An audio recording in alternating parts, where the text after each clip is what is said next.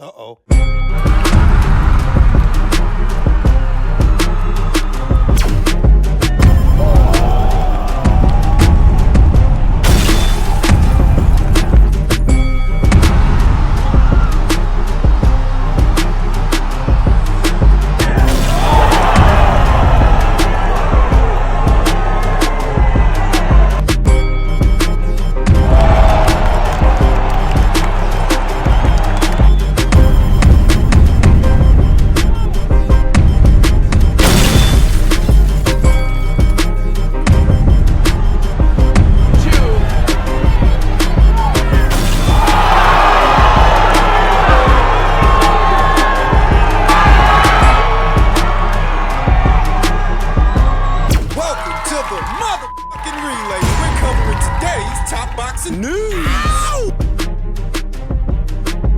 Okay, we'll start with this. We now know who unbeaten up-and-comer in the women's featherweight division, Tiara Brown, is going to be boxing next month.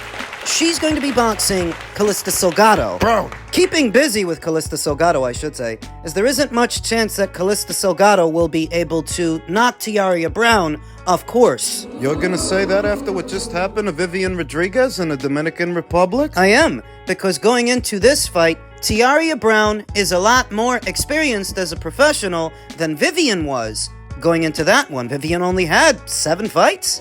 Tiara has more than twice as many fights. She's twice as much experienced as Vivian was, so it's not an adequate parallel. By all accounts, Tiara Brown should be able to make it through this fight to advance to a Sky Nicolson showdown. Brown! It's been a feeling this last calendar year that women's boxing has sort of lost some steam and faded into the background, that it's been neglected. I saw a Boxing Scene article saying as much. I didn't agree. What you're seeing is a transitional period where the next wave of big fights and meaningful fights are being built. Brown versus Nicolson is one such fight. If you got it right away, if Tiara Brown would have got what she wanted, as soon as she started calling out Sky, the fight wouldn't mean as much. It's a bit bigger now than it was because it was allowed that time to build and to grow. Tiara Brown sports professional record of 17 wins with no losses, no draws, 11 knockouts. Could soon be 12. When she faces veteran journeywoman Calista Silgado, who sports a professional record of 22 wins with 17 losses, 4 draws, and 16 knockouts, having been knocked out 3 times in 43 professional bouts, set to go down on the undercard of a KO promotion show, Cohen Promotions. That's Kaylee Reese, that's Brian Cohen. So it is. It's a keep busy fight.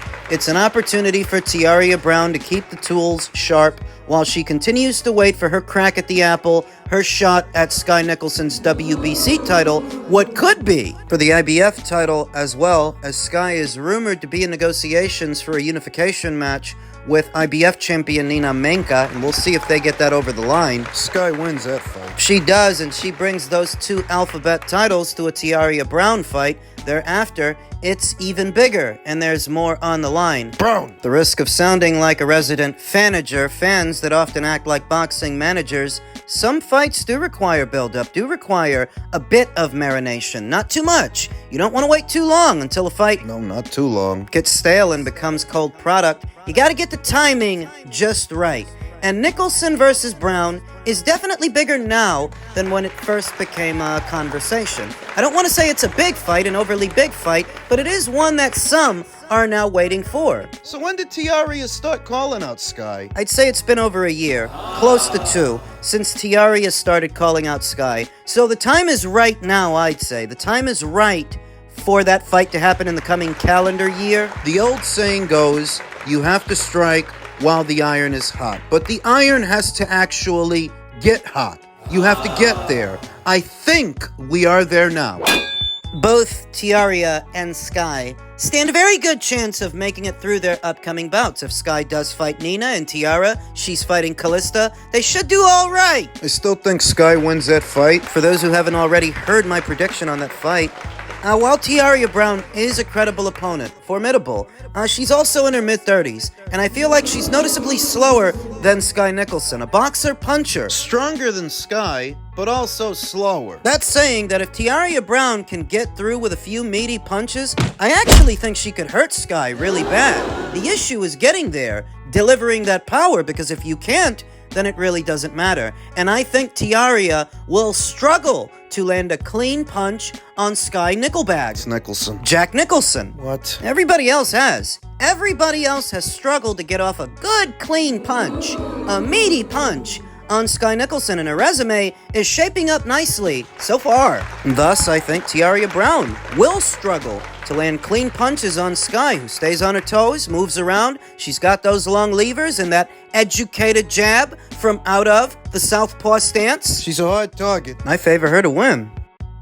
In men's junior middleweight news, reigning IBF junior middleweight champion Bakram Murtazaliev posted this image to his Instagram stories. Something about a potential Terence Crawford fight in the coming year. I've seen these rumors circulating the last week or so. I don't know if there's anything to them, any substance, but it's still a viable fight. Still a possibility, because if nothing else, Terence Crawford does have Turki Alalshikh behind him, and with Turki behind him, almost any fight is possible, save the ever-elusive Canelo Alvarez fight. That's the one that Terence really wants. That's the tricky one, but all the others, they are distinct possibilities. This fight is a distinct possibility. Bakram Murtazaliev, 23-0 with 17 KOs, is not otherwise preoccupied with anything. And since having destroyed Tim Kazoo the way that he has, I don't see anybody in any hurry to fight him. I don't see anybody calling him out, or anybody talking about unifying titles with him or taking his title from him. Perhaps it's easier to just pretend he's not there. Pretend that he doesn't exist after what he did to Tim Kazoo. What would he do to Terence Crawford? Terence Crawford is a more fundamentally sound fighter than Tim Kazoo, I think. I think Terence wouldn't be as available for those left hooks as Tim Kazoo was. He couldn't stay out of the way of that punch. And that's the punch that really damaged him. I also want to say that Terence is a lot more patient than Tim Kazoo. Poised. Tim is a pressure guy, and it's all in the name. He likes to apply pressure. Even when he was hurt, he was still barreling forward, looking to land big shots, where Terence would take a more cerebral approach, I think. Now, I have to acknowledge that at Terence Crawford's age, and at this weight, this is a risky fight. It is not a foregone conclusion that he wins. Bakram is big for 154. With a big punch. It's at or around a fighter's fourth weight, where you start to see wrinkles and kinks in the armor. It was at Chocolatito's fourth weight, where he was stopped by Sorun Visai. At Canelo's fourth weight, where he was thoroughly outboxed by Dimitri Bivol. Terence Crawford is currently at his fourth weight, having started out at 135, moved up to 140, then 147. For a number of years, he's at 154 now. His fourth weight. While I am a huge supporter of Terence Crawford's, I have to acknowledge that at this weight and at his age, this is a risky fight. Bakram is a big boy. Though I remember seeing him in that Jack Colquet fight. Jack Colquet, been around the junior middleweight for a good number of years. A formidable fighter. He was up there in age when he fought Bakram Murtazaliev, and he was doing very well. He's not the biggest of junior middleweights, Jack Colquet. No, he's a short, stocky guy. Stumpy with a lower center of gravity. Comparing his performance to Tim Kazoo's, you could definitely say that Jack Colquet did a lot better against Bakram than Tim Kazoo did. What's any of this got to do with Crawford? The Terence has competed at a higher level than a Jack Colquet for a longer duration of time, and thus, if Jack Colquet can have some success, Terence can have more of it. Crawford. This fight comes into the picture if things don't work out between Terence and Canelo, and they might. You never really know. But if they don't, Bakram is there. First impressions, while Bakram Murtazaliev did look like a wrecking machine with Tim Kazoo landing all of those left hooks, Terence Crawford will not be as available for that punch as Tim Kazoo was. Though still a risky fight, and an even more high-profile fight for Bakram Murtazaliev. I don't think you have to twist Bakram's arm to get him in the ring with Terence. I don't. Don't think you have to promise him the moon and the stars to put him in the ring with that guy. It can happen. If Terence wants it to happen. Terence Crawford, who has come under some criticism, disgruntled Canelo Alvarez fans that are angry he called him out and wants to fight him, and some others who are criticizing Terence for having fought only once this year with Saudi money behind him. Surely you could have got out there one more time. Well, they say he's injured. I mean, that's what I heard Turki Alalshikh said, that Terence Crawford is experiencing a minor injury. Some people choose not to believe that. A tit-for-tat kind of deal. Tit for tat for what? Because William Zepeda is supposedly injured and a lot of people don't believe him, the response has been to accuse every other fighter of the same thing. What? So there are people out there that are accusing William Zepeda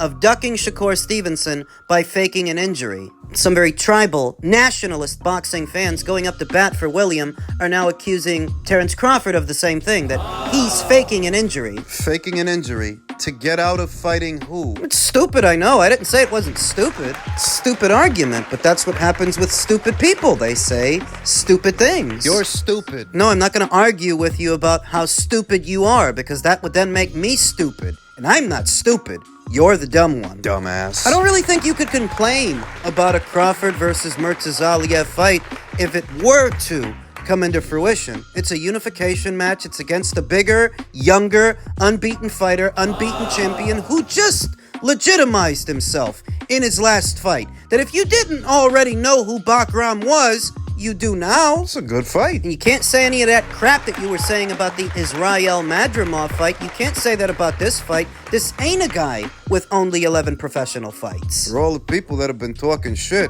about how Terence looked with Israel, well, Virgil better look damn good. He better look sensational for all the shit that you guys have been talking, because I know you're the ones talking shit. Oh, you're still mad that Virgil ducked him and the WBO president exposed him?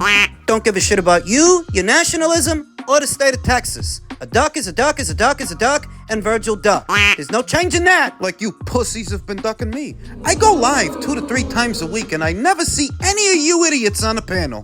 Virgil ducked. There's no rewriting history. And for all the shit that you guys have been talking on his behalf, he better look fantastic next year. He better. Bitch. Crawford versus Murtazaliev is a good fight. I could go for that in the absence of a Canelo Alvarez fight. I am perfectly okay with that fight. But are they gonna make it? It's contingent upon what does or doesn't happen with Canelo. It's contingent upon that, because that's the fight that Terence really wants. Elsewhere in the world of boxing, the continued effort here in America from Americans to push against Turki Alalshikh and what he's trying to do for the sport of boxing. The xenophobia I'm always talking about. Twitter user and content creator that goes by the name Curtis Schoon said, "The boxing business in America is forcing fighters the public has no interest in on the fans, and it's proven. They can't sell. That's why they're over there in Riyadh on their knees with their mouth wide open." Now, Anthony Joshua sells better than most American fighters. So does Tyson Fury. You really can't say that. Fighters are only fighting in Saudi because they can't sell anywhere else. Anthony Joshua's on the Forbes list. He sells pretty good on his own, and he wasn't too good to go to Saudi. Tyson Fury wasn't too good to go to Saudi. But the Americans that sell less than they do, they are? Friend of the channel, Unbiased Brim, responded to Schoon's comment by saying, "It's only okay when the boxing business forces all foreign fighters into the American market. Word to Curtis, our market is more gossip and less fighting. Boxing is a global sport. The game has shifted, hate it or love it," to which Schoon responded, "No one ever forced the subpar talent around the world. They came because it was where they had to prove themselves. The shift in the game is not organic. If it was, Turkey wouldn't be losing money on every card packed with Euro bums." Wasn't it a Euro bum that beat Deontay Wilder? This guy's wrong on so many levels. The only reason in previous eras of boxing foreign fighters converged on the American boxing scene, it's because this is where most of the money was. Now, it's not where most of the money is. You saw HBO leave the sport of boxing, Showtime, Fox, pretty soon ESPN. And it's not because of how big boxing is in America. Most, if not all of this, predates Turkey's entry into the sport of boxing. This all started before he even got here. Yeah, Turkey doesn't come into it until late last year. HBO had already left boxing by then. Showtime was already on its way out, and Fox was already gone. So what is he talking about? Schoon continued, yesterday the money was right there. They dreamed of coming to America. Now look at them. How long do you think the Saudis will keep overpaying fighters who can't turn a profit? And what American fighters do you see bringing in the big bucks? Overpaying fighters who can't turn over a profit? You know, if I didn't know better, I'd think you were talking about Al Heyman, because that's what he did with other people's money, driving away 2 major terrestrial networks and 1 on premium cable. You don't need to worry about Turkey or Turkey's money. They're fine. But how is Al holding up? And all of these American fighters you're putting on a pedestal? You see, the way it is, if Curtis Schoon were right, you'd see more interest from broadcasters to invest in the sport of boxing, pour money into the sport of boxing. In America. If they're not, it's because American boxers and American boxing isn't what it used to be, so that a bozo like Curtis Schoon can call foreign fighters third-rate fighters, third string. The Americans are the third string now. That's why Deontay lost to Tyson Fury and Joseph Parker and Zhilei Zhang. That's why Emma Williams lost to Hamza Shiraz. Why Raymond Ford lost to Nick Ball. Foreign fighters. Why Jared Anderson was stopped by Martin Bacoli. Foreign fighters. The Americans are the third string now. Your third-rate, third-string boxing takes. Don't forget, this is the guy that thought Stephen Fulton was going to beat Inoue. So much so, he said if you picked Inoue to win that fight, you don't know shit about boxing. So how did that theory pan out, Curtis? And what about your thoughts on Spence versus Crawford? You clearly don't know shit about world boxing, but what about 2 American boxers? How did that work out? Wrong about that too, like you're wrong about this. So many American broadcasters aren't walking away from the sport of boxing because of what a booming business it is in America. It's the opposite. It's because business isn't booming. The American boxer is spending far too much time trying to be a businessman instead of being a boxer. While idiots like you lap it up and think you know anything about business, no, what you need to do is mind your business. Because you don't know shit about boxing. You're just another entitled, self-important American who thinks that unless America and American fighters are the center of attention, something's wrong. Fragile little ego. Even worse is that if America and American fighters want to go back to being the center of attention, stop trying to be business guys and get back to being boxers. Simple as. Because boxing as a whole, boxing as a sport, is doing just fine. It's bigger on the world stage than it ever was before. But if that means that there's less focus on America and Americans, oh well. So just stick to watching PBC shows. You know they only did about 5 this year. Jesus Christ. What's really happening is, boxing becoming more of a world sport over time has made things a lot more competitive, and the Americans are struggling to keep up. So that you can try to rain on everybody's parade, because America is no longer the hub and no longer the center of attention. So what? If guys like you were actually spending money on the sport of boxing, the broadcasters would have never walked away in the first place. This is your fault. You suck! You may be asking yourself, if this guy is so off base, then why even spend any time on him? Because he's a prime example of the kind of people I'm talking about. Morons.